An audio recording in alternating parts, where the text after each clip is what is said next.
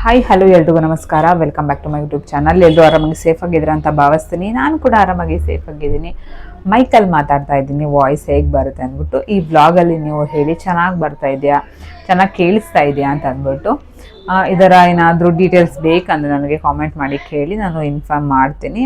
Outside ಆನ್ಲೈನಲ್ಲಿ ತೊಗೊಳೋದಕ್ಕಿಂತ ನನಗೆ ತುಂಬ ಅಂದರೆ ತುಂಬ ಕಡಿಮೆ ಬಜೆಟಲ್ಲಿ ಸಿಕ್ಕಿದೆ ಅಂತಲೇ ಹೇಳ್ಬೋದು. ನೀವೇನಾದರೂ ಆಲ್ರೆಡಿ ಯೂಸ್ ಮಾಡ್ತಾ ಇದ್ರೆ ಅದರದ್ದು ಪ್ರೈಸ್ನು ಕೂಡ ನನಗೆ ಹೇಳಿ. ನಾನು ಎಷ್ಟು ಪ್ರೈಸ್ ತೊಗೊಂಡೆ ಅದನ್ನು ಕೂಡ ನಾನು ಹೇಳ್ತೀನಿ. ಬಟ್ ಕಾಮೆಂಟ್ ಮಾಡಿ ಕೇಳಿ ನನಗೆ ಏನು ಎತ್ತ ಅಂದ್ಬಿಟ್ಟು.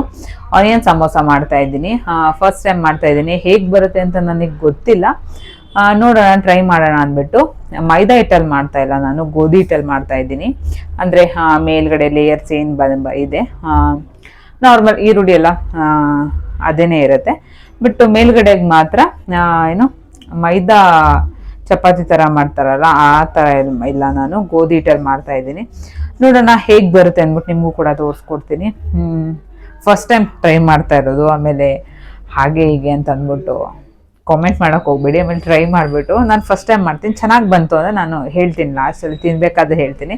ಆಮೇಲೆ ಇನ್ನೊಂದೇನಂದರೆ ಲಾಸ್ಟ್ ಬ್ಲಾಗಲ್ಲಿ ನಾನು ಊಟನ ತಿಂದ್ಬಿಟ್ಟು ಲಾಸ್ಟಲ್ಲಿ ಹೇಗೆ ಬಂದಿದೆ ಅದು ಒಂದು ರೈಸ್ ಅಂತ ಅಂದ್ಬಿಟ್ಟು ಹೇಳ್ತೀನಿ ಅಂತ ಅಂದೆ. ಬಟ್ ಆ ವೀಡಿಯೋಸ್ನ ಮಾಡ್ಕೊಳಕ್ಕಾಗಿಲ್ಲ, ಸಾರಿ. ರೈಸ್ ತುಂಬಾ ಚೆನ್ನಾಗಿ ಬಂದಿತ್ತು. ಅದಕ್ಕೆ ನಾನು ಏನೇನು ಹಾಕಿದ್ದೆ ಅಂತಂದರೆ, ನಿಮಗೂ ರೆಸಿಪಿ ಬೇಕಂದರೆ ಕಾಮೆಂಟ್ ಮಾಡಿ. ಏನೇನು ಅದಕ್ಕೆ ಮೇಯ್ನಾಗಿ ಏನೇನು ಹಾಕಿದ್ದೆ, ಆನಿಯನ್ನು ಮತ್ತು ಕ್ಯಾಪ್ಸಿಕಮ್ ಮತ್ತು ಸ್ಪ್ರಿಂಗ್ ಆನಿಯನ್ ಬರುತ್ತೆ ನೋಡಿ, ಅದನ್ನು ಹಾಕಿದ್ದೆ. ತುಂಬ ಚೆನ್ನಾಗಿ ಬಂದಿತ್ತು. ಅದರ ರೆಸಿಪಿ ಬೇಕಂದರೆ ಟ್ರೈ ಮಾಡಿ. ನಾನು ರೈಸ್ ಇತ್ತಲ್ಲ, ರೈಸಲ್ಲಿ ಮಾಡಿದೆ. ಮತ್ತು ಬೆಳಗ್ಗೆ ಬ್ರೇಕ್ಫಾಸ್ಟಿಗೆ ಮಾಡ್ಕೊಬೋದು, ಮತ್ತು ಬೇಗನೂ ಆಗಿಬಿಡುತ್ತೆ ಜಲ್ದಿ. ಬೇಕಂದ್ರೆ ಅದು ಗ್ರೇವಿನ ಮಾಡಿ ಇಟ್ಕೊಬೋದು, ಚಿತ್ರಾನ್ನ ಥರ ಕಲಿಸ್ಕೊಬೋದು. ಯಾವಾಗಲೂ ಒಂದೇ ಥರ ರೈಸ್ನ ತಿನ್ನೋಕ್ಕೆ ಬೇಜಾರಾಗುತ್ತೆ. ಚಿತ್ರಾನ್ನ ಅದು ಇದು ಪುಳಿಯೋಗರೆ ಇದರ ತಿಂತಾ ಇರ್ತೀವಿ. ಬಟ್ ಈ ಥರ ಡಿಫ್ರೆಂಟಾಗಿ ಮಾಡ್ಕೊಂಡು ತಿಂದಾಗ ಒಂದು ಸ್ವಲ್ಪ ಚೇಂಜಸ್ ಅಂತ ಅನಿಸುತ್ತೆ. ಮತ್ತು ಬೇಗನೆ ಮಾಡ್ಕೊಬೋದು. ಇವಾಗ ಏನೇನು ಬೇಕು ಅದನ್ನ ರೆಡಿ ಮಾಡಿಕೊಂಡು ನಾನು ಮತ್ತೆ ಸಿಗ್ತೀನಿ. ಬಾಯ್.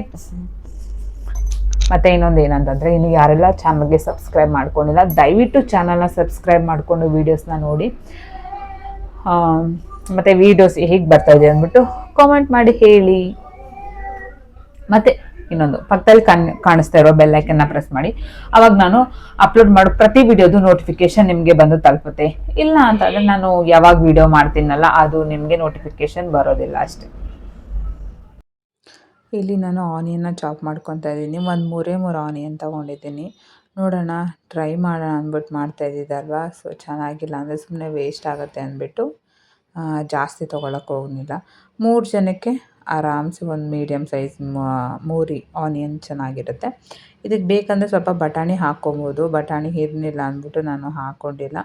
ಸ್ವಲ್ಪ ಬೇಕಂದರೆ ಕೊತ್ತಂಬರಿ ಸೊಪ್ಪು ಹಾಕ್ಕೊಬೋದಾಗಿತ್ತು. ನಮ್ಮ ಫ್ರಿಜ್ಜು ಸರಿ ಇಲ್ಲದೆ ಇರೋದ್ರಿಂದ ನಾನು ಅದು ಕೂಡ ಇರಲಿಲ್ಲ. ಸರಿ ಅಂದ್ಬಿಟ್ಟು ಸುಮ್ಮನಾದೆ. ಇಲ್ಲಿ ಸ್ವಲ್ಪ ಚಪಾತಿ ಹಿಟ್ಟನ್ನ ನಾನು ಮಾಡಿ ಇಟ್ಕೊಂಡೆ.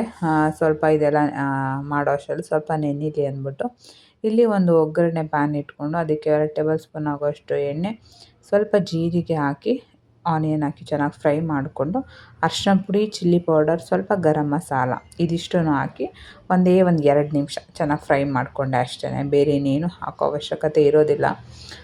ಬೇರೆ ಇನ್ನೇನು ಹಾಕಿದ್ರೂ ಅಷ್ಟು ಚೆನ್ನಾಗಿರೋದಿಲ್ಲ. ಇದು ಸಿಂಪಲ್ಲಾಗೆ ಮಾಡ್ಕೊಬೇಕು. ಎಣ್ಣೆಲೇ ಡೀಪ್ ಫ್ರೈ ಆಗೋದ್ರಿಂದ ಇನ್ನೂ ಎಣ್ಣೆ ಜಾಸ್ತಿ, ಮಸಾಲ ಜಾಸ್ತಿ ಅಂದರೆ ಅಷ್ಟು ಚೆನ್ನಾಗಿರೋದಿಲ್ಲ. ಆನಿಯನ್ ಸಮೋಸ ಅಂದರೆ ಇದೇ ಥರ ಮಾಡ್ಕೊಬೇಕು. ಒಳಗಡೆ ಫಿಲ್ ಮಾಡೋಕ್ಕೆ ಈ ರೀತಿ ಮಾಡ್ಕೊಂಡಿದ್ದೀನಿ. ಮತ್ತು ಇದೆಲ್ಲ ಮಾಡ್ಕೊಂಡ್ಮೇಲೆ ಚಪಾತಿ ಹಿಟ್ಟನ್ನ ನಾನು ಯಾವ್ದು ಶೇಪಲ್ಲಿ ಮಾಡ್ಕೊಳ್ಳೋದು ಅಂತ ಅಂದ್ಬಿಟ್ಟು ಯೋಚನೆ ಮಾಡ್ತಾಯಿದ್ದೆ.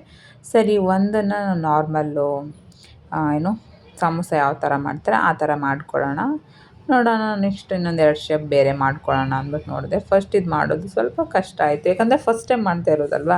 ಏನೋ ಅಷ್ಟಾಗಿ ಫಸ್ಟ್ ಟೈಮ್ ಮಾಡಿದಾಗ ಅಷ್ಟೊಂದು ಚೆನ್ನಾಗಿ ಬರೋದಿಲ್ಲ.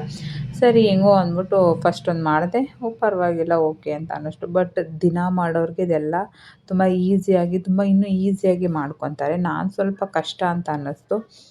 ಆಮೇಲೆ ಇದನ್ನು ಹಂಗೆ ಟ್ರೈ ಮಾಡೋಣ, ಚಿಕ್ಕದಾಗಿ ಪೂರಿ ಥರ ಒತ್ಬಿಟ್ಟು ಅಂದ್ಬಿಟ್ಟು ಇದು ಮಾಡಿದೆ. ಇದು ಏನೋ ಆ ಶೇಪ್ ಏನೋ ಚೆನ್ನಾಗೇ ಬಂದಿಲ್ಲ. ಒಂದೊಂದು ಥರ ಒಂದೊಂದು ಶೇಪಲ್ಲಿ ಬಂತು.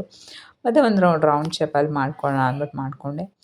ಈ ಸಮ್ಮರಲ್ಲಿ ಇದೆಲ್ಲ ಅಷ್ಟು ಜಾಸ್ತಿ ತಿನ್ನೋಕ್ಕಾಗಲ್ಲ, ಯಾಕಂದರೆ ಬಿಸಿಲಿರೋದ್ರಿಂದ ಡೈಜೆಷನ್ ಸಿಸ್ಟಮ್ ನಮಗೆ ಸ್ವಲ್ಪ ಜಾಸ್ತಿ ವರ್ಕ್ ಮಾಡಲ್ಲ, ಏನೂ ಡೈಜೆಷನ್ ಆಗೋದಿಲ್ಲ.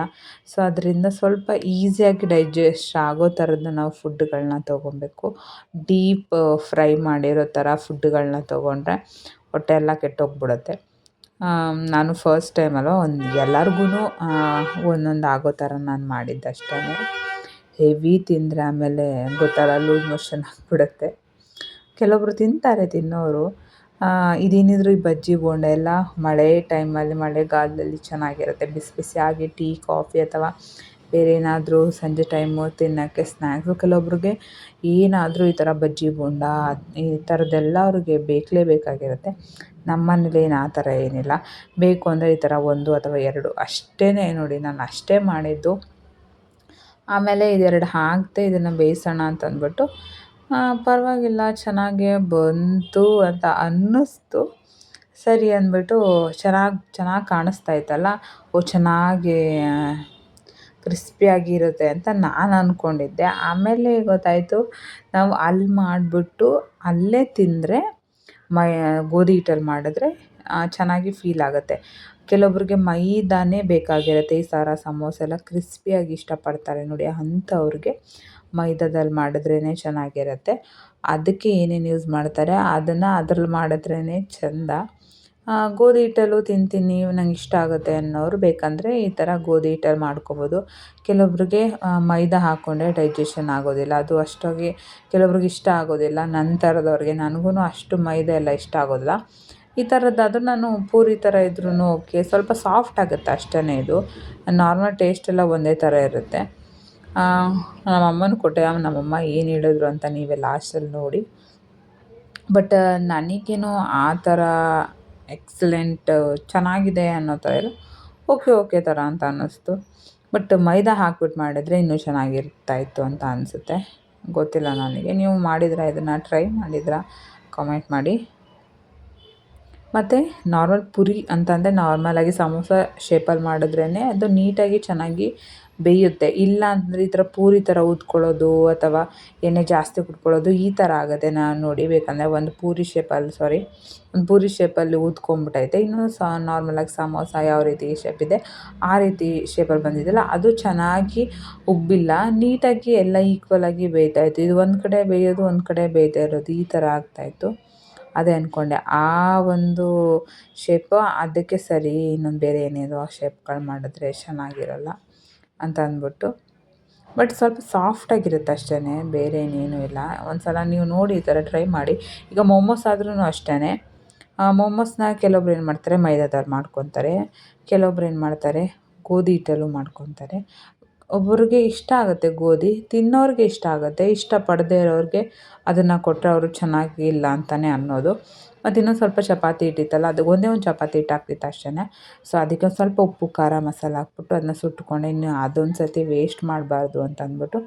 ನೋಡೋಕ್ಕೇನೋ ಚೆನ್ನಾಗೇ ಇತ್ತು, ಬಟ್ ನಮ್ಮ ಅಮ್ಮನ ಕೇಳೋಣ ಬನ್ನಿ. ಇಲ್ಲ, ಸಮೋಸ, ಅದು ಸಮೋಸ ಮಾಡ್ದ. ಹೌದು, ತಿನ್ನೋಡು. ನೋಡಕ್ಕಿಂತ ಚೆನ್ನಾಗವ. ನೋಡ್ತೀನಿ, ನಿನ್ ಮಗ ತಿನ್ನಕ್ ಮಾತ್ರ.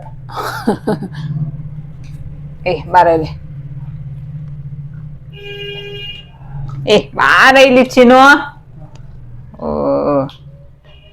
ಚೆನ್ನಾಗಿದೆ. ಆದ್ರೆ ಗೋಧಿ ಹಿಟ್ಟಲ್ಲಿ ಮಾಡಿರೋದು, ಗೋಧಿ ಹಿಟ್ಟಲ್ಲಿ.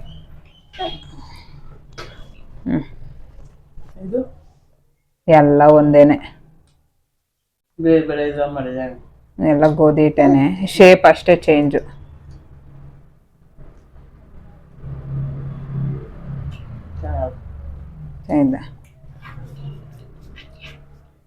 ಆ್ಯಕ್ಚುಲಿ ನಮ್ಮಮ್ಮ ನಮ್ಮಮ್ಮ ಚೆನ್ನಾಗಿದೆ ಅಂತ. ಆಮೇಲೆ ಬೇಡ ನನಗೆ ನಿನ್ನೆ ತಿನ್ಕೊ ಅಂತ ಅಂತು. ನನಗೆ ಆವಾಗಲೇ ಗೊತ್ತಾಯಿತು ನಮ್ಮಮ್ಮನಿಗಿದು ಇಷ್ಟ ಆಗಿಲ್ಲ ಅಂತ. ನಮ್ಮಮ್ಮನಿಗೂ ಕೆಲವೊಂದು ಅದೇ ರೀತಿಲಿ ಮಾಡಿದ್ರೆ ಇಷ್ಟ ಆಗುತ್ತೆ, ಇಲ್ಲಾಂದರೆ ನಮ್ಮಮ್ಮ ಬೇಡ ನೀನೇ ತಿನ್ಕೊ ಅಂದ್ಬಿಡುತ್ತೆ. ನಾನು ತಿನ್ನಲ್ಲ. ಆಮೇಲೆ ಅನ್ನಿಸ್ತು, ಅಂದರೆ ಪರವಾಗಿಲ್ಲ, ನನಗೇನೋ ಇಷ್ಟ ಆಯಿತು. ಬಟ್ ಒಬ್ಬೊಬ್ರಿಗೆ ಇಷ್ಟ ಆಗೋಲ್ಲ, ಒಬ್ಬೊಬ್ಬರ ಟೇಸ್ಟು ಕೂಡ ಒಂದೊಂದು ಥರ ಇರುತ್ತೆ. ಮತ್ತು ಇವತ್ತಿನ ವ್ಲಾಗ್ ನಿಮಗೆ ಇಷ್ಟ ಆಗಿದ್ದರೆ ಪ್ಲೀಸ್ ಲೈಕ್, ಶೇರ್, ಕಮೆಂಟ್ ಮಾಡಿ, ಸಬ್ಸ್ಕ್ರೈಬ್ ಮಾಡಿಕೊಂಡು ಸಪೋರ್ಟ್ ಮಾಡಿ ಮರಿಬೇಡಿ, ಓಕೆನಾ? ಮತ್ತು ಪಕ್ಕದಲ್ಲಿ ಕಾಣಿಸ್ತಿರುವ ಬೆಲ್ ಐಕನ್ನ ಪ್ರೆಸ್ ಮಾಡಿ. ಮತ್ತು ಸಂಜೆ ಸ್ವಲ್ಪ ವಾಕ್ ಹೋಗಿದ್ದೆ, ವಾಕ್ ಹೋಗ್ಬಿಟ್ಟು ಬಂದಮೇಲೆ ಆ್ಯಪಲ್ ಇತ್ತು, ಅದರಲ್ಲಿ ಸ್ವಲ್ಪ ಜ್ಯೂಸ್ ಮಾಡ್ಕೊಂಡು ಕುಡ್ಕೊಳ್ಳೋಣ ಅಂದ್ಬಿಟ್ಟು ಕುಡಿತಾ ಇದ್ದೆ. ಒಂದೆರಡು ಟೇಬಲ್ ಸ್ಪೂನ್ ಸಕ್ಕರೆ ಹಾಕ್ಕೊಂಡಿದ್ದೆ. ಅಷ್ಟೊಂದು ಸ್ವೀಟ್ ಇರಲಿಲ್ಲ ಆ್ಯಪಲ್ಲು, ಅದರಿಂದ ಸಕ್ಕರೆ ಹಾಕ್ಕೊಂಡೇ ತಿನ್ನಬೇಕು, ಇಲ್ಲಾಂದರೆ ಹಂಗೆ ಕುಡಿಯೋಕ್ಕಾಗಲ್ಲ, ಅದು ಒಂಥರ ಅನಿಸ್ತಾ ಇರುತ್ತೆ. ಮತ್ತು ಸಂಜೆ ರೊಟ್ಟಿನ ಮಾಡಿದ್ದೆ, ಬಳಿಯೋ ರೊಟ್ಟಿನ ಮಾಡಿದ್ದೆ. ತುಂಬ ಬರೀ ಅನ್ನ ಸಾಂಬಾರು ಅಂದರೆ ಚೆನ್ನಾಗಿರಲ್ಲ ಅಂದ್ಬಿಟ್ಟು ಸಾಂಬಾರು ಇತ್ತಲ್ಲ, ಸಾಂಬಾರಲ್ಲೇ ತಿನ್ಕೊಳ್ಳೋಣ ಅಂದ್ಬಿಟ್ಟು ಹಂಗೆ ಸ್ವಲ್ಪ ಮಜ್ಜಿಗೆನೂ ಮಾಡ್ಕೊಂಡಿದ್ದೆ. ಸಮ್ಮರ್ ಆಗಿರೋದ್ರಿಂದ ಜಾಸ್ತಿ ನೀರು ಕುಡಿಬೇಕು ಅಂತ ಅನ್ನಿಸ್ತಾ ಇರುತ್ತೆ. ಮತ್ತು ಇವತ್ತಿನ ವ್ಲಾಗ್ನ ಇಲ್ಲಿಗೆ ಮುಗಿಸ್ತಾ